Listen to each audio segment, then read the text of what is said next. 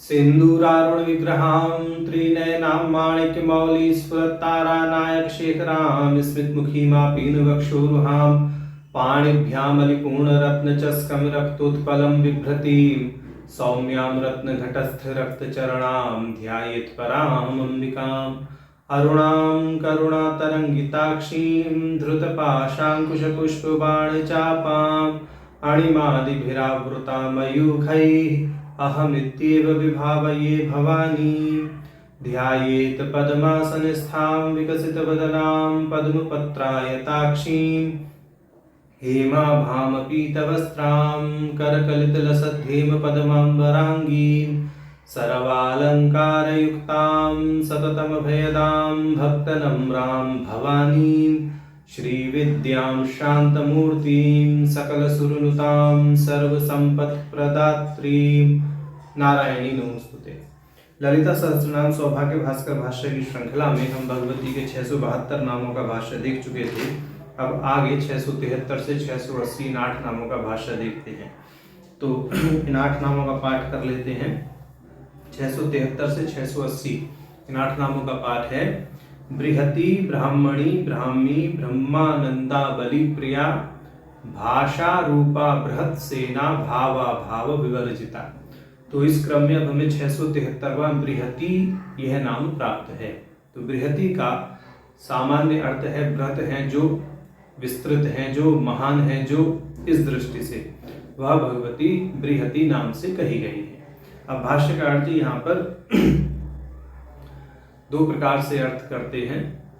पहले तो वह कहते हैं महतो महीयत्वात् बृहति, माने बृहत का अर्थ यहाँ पर महान लेकर के करते हैं कि जो महान है वह बृहति कही गई है, अर्थात भगवती महान है, इसलिए उनको बृहति कहा जाता है।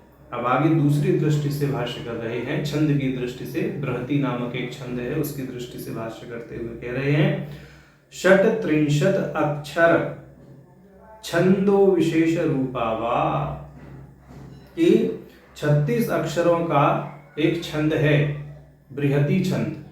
वह बृहति छंद भगवती की ही अभिव्यक्ति है, यानी बृहति छंद ही अभिव्यक्ति है जिनकी, अथवा बृहति छंद ही विशेष रूप है जिनका, वह भगवती बृहति नाम से कही गई हैं। अब यहाँ पर ये कहेंगे भाष्यकार जी कि भाई गायत्री छंद के विषय में भी जो है श्रीमद् भगवद गीता में और कूर्म पुराण में कहा गया है, और बृहत साम श्रुति या जो बृहति छंद है उसके विषय में भी कहा गया है।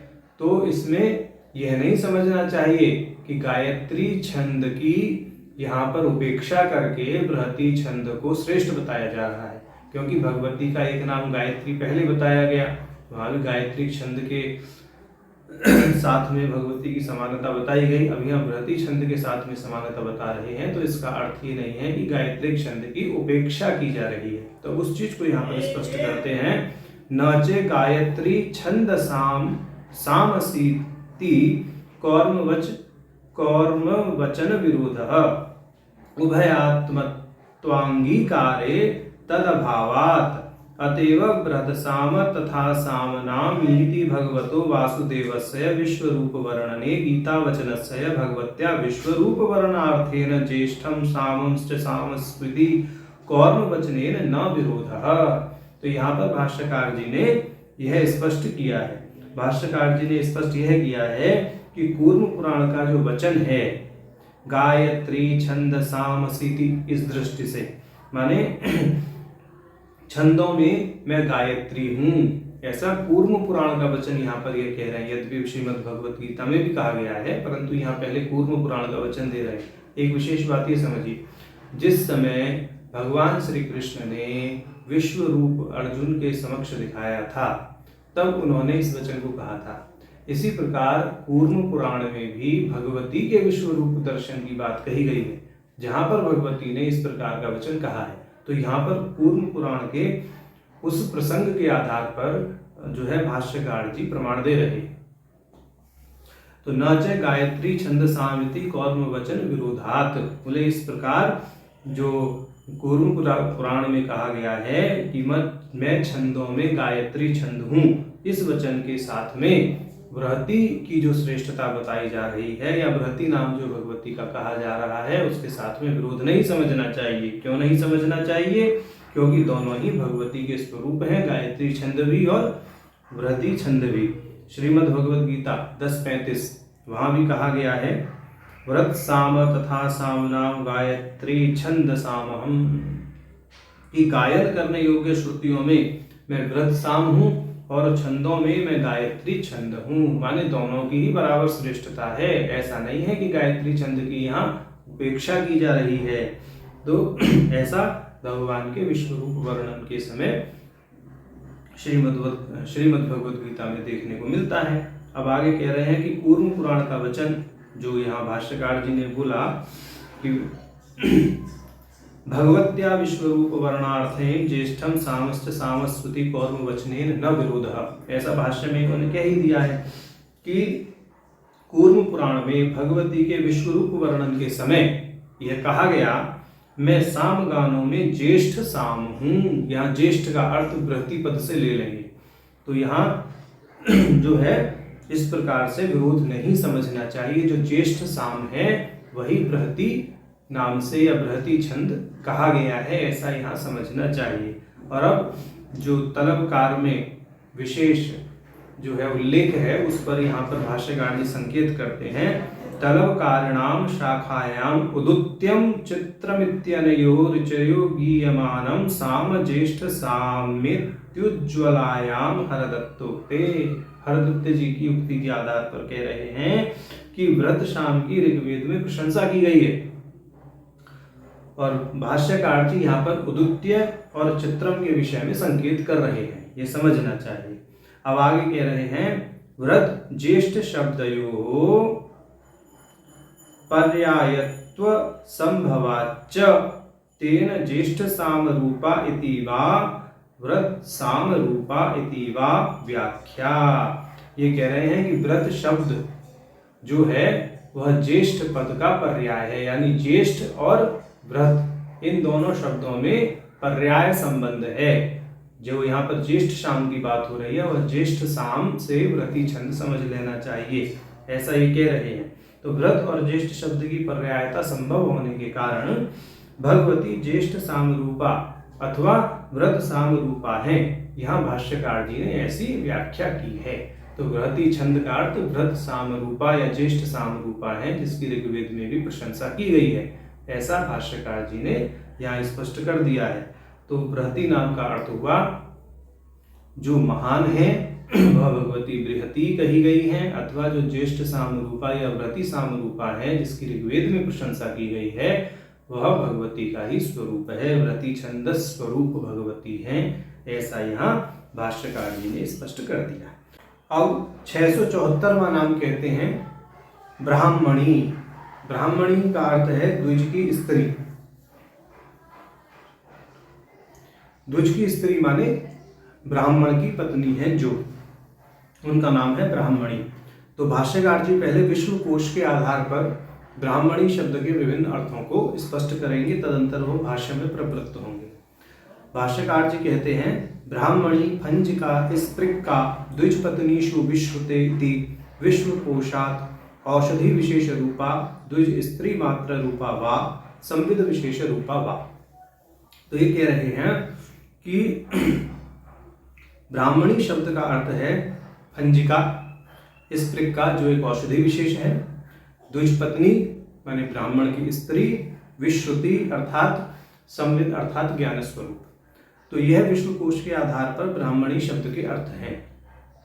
इस दृष्टि से जो औषधि विशेष रूप है वह ब्राह्मणी कही गई है, तो जो द्विज स्त्री मात्र रूप है वह ब्राह्मणी कही गई है, या संविद स्वरूप है जिनका यानी ज्ञान स्वरूप है जिनका वह ब्राह्मणी पद से कही गई है।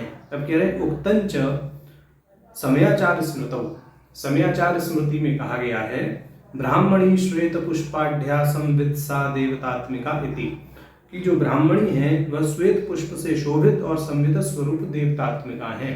तो इस दृष्टि से भगवती के सत्व लक्षण की ओर संकेत करके वही श्वेत पुष्प से शोभित उन्हें कहा गया है, अर्थात जो ब्रह्म है उनकी शक्ति से अभिन्नता यहाँ बताई गई है। अब कह रहे हैं अथवा शिवस्य ब्राह्मणत्व जातिमत्वात् ब्राह्मणी, जो शिव हैं उनकी जाति ब्राह्मण है, वह शिव की पत्नी है, इसलिए उनको ब्राह्मणी कहा गया है। तथाश्च छांदोग्ये श्रूयते विरूपाक्षोऽसि दंतार्चिरिति शिवम प्रकृते, कि यहाँ पर छांदोग्य श्रुति के आधार पर कह रहे हैं आप देवों में ब्राह्मण हैं और मैं मनुष्यों में ब्राह्मण हूँ, इस दृष्टि से जो जानता है वह ब्रह्म हो जाता है, ऐसी छांदोग्य श्रुति है 8:14-1, उसके आधार पर कह रहे हैं। अब आगे कहते हैं शिवम प्रकृते तुम देवेषु ब्राह्मणो स्म मनुष्येषु ब्राह्मणो ब्राह्मणों, वही बात है, ब्राह्मणम उपधावत्युपम त्वाधावीमि इति, तो ऐसा वहाँ कहा गया है। पाराशर स्मृति में भी इसी बात का समर्थन किया गया है। तो पाराशर आदित्य कौर्म वाशिष्ठ लिंगेषु स्मर्यते, पाराशर स्मृति में, आदित्य में, कौर्म पुराण में, योग वाशिष्ठ में और लिंग पुराण में भी इस कथन का समर्थन किया गया है। तो अभी कह रहे हैं किस दृष्टि से समर्थन का किया गया है, तो वहाँ का वचन देते हैं ये विशेष लिंग पुराण आदि का। ब्राह्मणो भगवान सामो ब्राह्मणा नाम ही दैवतम विशेषात ब्राह्मणो रुद्रीम शानम शरणम व्रजेत, तो इस दृष्टि से यह समर्थन किया गया है कि जो भगवान रुद्र हैं वह ब्राह्मण हैं, मैं उनकी शरण में जाता हूँ, और वह शिव की पत्नी जो हैं वह इस दृष्टि से ब्राह्मणी कही गई हैं। अब आगे भाष्यकार जी कहते हैं विष्णु भागवतेपि न मे गर्भमिदं ब्रह्मन् नित्यादिना शिवकोपादि त्वभित्यादित्या तस्य ब्राह्मणत्वं व्यक्तीकृतम् इति तु शिव तत्व विवेके द्रष्टव्यम। माने ये कह रहे हैं नवमे गर्भमिदं ब्रह्मन् इति, इस प्रकार से शिव तत्व विवेक में विष्णु भागवत के इस वचन को उद्धृत करके भगवान शिव का ब्राह्मणत्व सिद्ध किया गया है। तो यहाँ तक इन्होंने ये सिद्ध किया कि भगवान शिव ब्राह्मण हैं और भगवान शिव की पत्नी होने के नाते उन्हें ब्राह्मणी कहा गया है। तो भगवती भगवान शिव की अर्धांगिनी है, इसलिए वह ब्राह्मणी पद से कही गई है, ऐसा भाष्यकार जी का यहाँ पर मत है। अब आगे 675वां नाम है ब्राह्मी। ब्राह्मी अर्थात ब्रह्म की पत्नी सरस्वती। इस दृष्टि से भाष्य करते हैं अविद्यातिरिक्त जड़ जाति सद्भावे माना भाव इत्यत आहा ब्राह्मी, माने जो अविद्या का नाश करती हैं, जड़ भाव का नाश करती हैं, वह भगवती ब्राह्मी कही गई हैं। ब्राह्मो जातावती निपातनात् साधु वागात्मिका वा, कि जो ब्रह्म की पत्नी है, जो बाघ स्वरूपा है, वाणी स्वरूप है, वह ब्राह्मणी नाम से कही गई है, ऐसा 675वें नाम का भाष्य भाष्यकार जी ने किया है। अब आगे 676वां नाम हमें प्राप्त है ब्रह्मानंदा, माने ब्रह्म का आनंद है जो, वह भगवती ब्रह्मानंदा कही गई है, यानी ब्रह्म की आनंद शक्ति जो है। जैसे कि हमने पहले भी बताया है, जो तंत्र दर्शन है उसमें परम शिव की 5 शक्तियां मान्य हैं, चित शक्ति, आनंद शक्ति, इच्छा ज्ञान और क्रिया शक्ति। तो यहाँ पर जो आनंद शक्ति है वो भगवान परम शिव के स्वातंत्र का पर्याय है।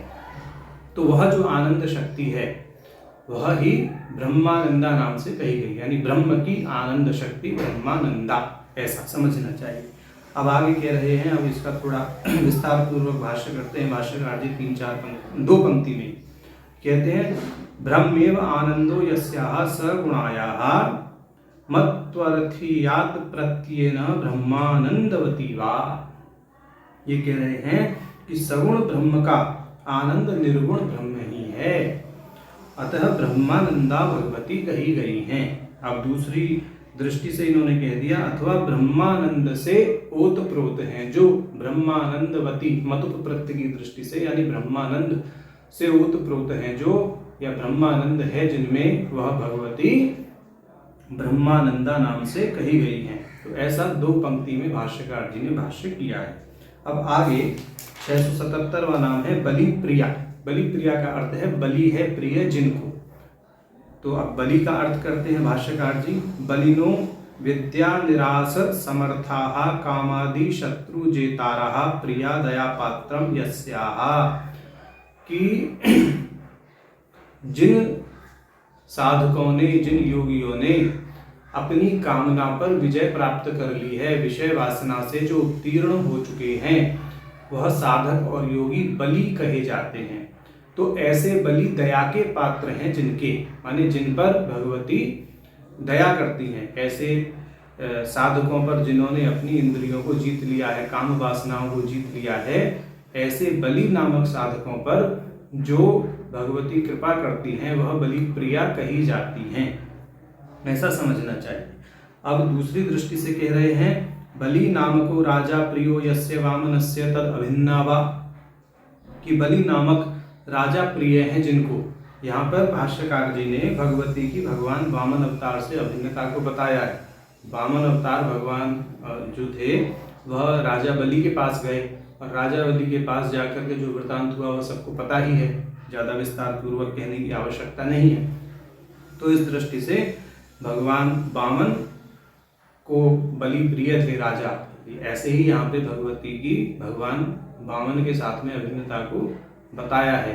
तो इस प्रकार के राजा को वह कृपा पात्र समझती हैं, जिन्होंने संयम पूर्वक और निष्ठा पूर्वक अपने कर्तव्यों का पालन किया, ऐसा समझना चाहिए। अब तीसरी दृष्टि से यहाँ भाष्य कर रहे हैं भाष्यकार, पूजोपहारा प्रिया यस्यावा, यानी बलि का अर्थ यहाँ पर पूजोपहार कर दिया, यानी पूजा में अर्पित होने वाले उपहार पदार्थ जो हैं वह प्रिय हैं जिनको, वह भगवती बलि प्रिया कही जाती है। तो यह 677वें नाम का भाष्य हुआ। अब 678वां नाम है भाषा रूपा। भाषा रूपा माने विभिन्न भाषाएं, भाषा ही स्वरूप हैं जिनका, वह भगवती कही गई हैं भाषा रूपा। तो यहाँ एक ही भाषा को लक्ष्य नहीं किया गया है, जितनी भी भाषाएं हैं सभी भाषाओं को लक्ष्य कर दिया। भाष्यकार जी इस भाष्य में स्पष्ट करते हैं, संस्कृत प्राकृत आदि भाषा रूपम यस्याः, माने संस्कृत प्राकृत आदि जो भाषाएं हैं जिनका स्वरूप, वही भाषाएं भगवती का स्वरूप हैं। इस दृष्टि से भगवती को भाषा रूपा कहा गया है। भाषा भी निरूपयत इति वा। अब ये कह रहे हैं तदुक्तम, इस विषय में प्रमाण देते हुए कह रहे हैं, संस्कृते नेव केप्याहु केचित् मलेच्छादि भाषया साधारण्येन केपि त्वां प्राकृतेनेव केचन, कि कोई तो आपकी जो स्तुति है संस्कृत भाषा में करते हैं, कुछ मलेच्छ भाषाओं में करते हैं, कुछ साधारण भाषा में करते हैं और कुछ प्राकृत भाषा में आपकी आराधना करते हैं। तो इस प्रकार भिन्न भिन्न भाषाओं में भगवती आपकी आराधना होती है और आप भिन्न भिन्न भाषाओं में अभिव्यक्त हैं। इस दृष्टि से आपको भाषा रूपा कहा गया है, यह भाष्यकार जी ने स्पष्ट किया। अब आगे 679वां नाम है भृतसेना। भृतसेना का अर्थ है महान है सेना जिनकी, बहुत विशाल है सेना जिनकी, वह भगवती भृतसेना नाम से कही गई है। भाष्यकार जी भाष्य में कह रहे हैं, बृहति अपारा सेना चतुरंग बलम यस्याः, जिनकी सेना अपार है, बहुत विशाल है, चतुरंग बलम माने चतुरंग बल से समन्वित है, ऐसी भगवती को भृतसेना कहा गया है। आगे कह रहे हैं, भृतसेन आख्य राजा विशेष रूपावा, माने भृतसेन नामक राजा के रूप में जो प्रकट हुई वह भगवती भृतसेना नाम से कही जाती है। तो ऐसा यहाँ पर भाष्यकार जी ने भाष्य किया है। अब 680वां नाम है भावा भाव विवर्जिता, जो भाव और अभाव से परे हैं वह भगवती भावा भाव विवर्जिता कही गई है। अब यहाँ भाष्यकार जी बड़ा विस्तृत भाष्य करेंगे, उसका सरल शब्दों में व्याख्यान कर देते हैं। पहले भाष्य की कुछ पंक्तियां देख लेते हैं। कहते हैं, भावा द्रव्य गुणादयो भावा प्राग भावादस्य अस्य तैहि उभयरपि विवर्जिता ननु भयेषाम भावस्यापि भावत्वेन तदत्वे कथम भावा भाव विवर्जितत्वम् किंच प्राग भाव विध्वंसात् अत्यंत अभावाद अपि द्रव्य गुण आदि प्रतियोगिका एव वक्तव्या। प्रकारांतरयोगात् ततश्च द्रव्याभावे द्रव्यत्यं द्रव्यभावेश्च द्रव्यभावत्वेमपादत्य इति कथम भावाभाव विवर्जितत्वम इति चेत। तो कहते हैं न व्यासपादेरेव परिहृत्वात् तदुक्तम स्कंदे यज्ञ वैभव खंडे। तो यहाँ ये कह रहे हैं कि भावाभाव विवर्जिता के अर्थ को व्याख्यायित करते हुए कि जितने भी द्रव्य गुण आदि पदार्थ हैं, ये मानी जो माया की उपाधि से कल्पित पदार्थ हैं, वह भाव पदार्थ हैं। और अभाव 3 प्रकार का अभाव बताया गया, या प्रकारांत से 4 प्रकार का अभाव है। कैसे? प्राग भाव, प्रध्वंसा भाव, अत्यंता भाव, अन्योन्या भाव। बोले इस प्रकार से ये 4 प्रकार का अभाव है। तो भगवती का इनसे विवर्जन कैसे संभव है?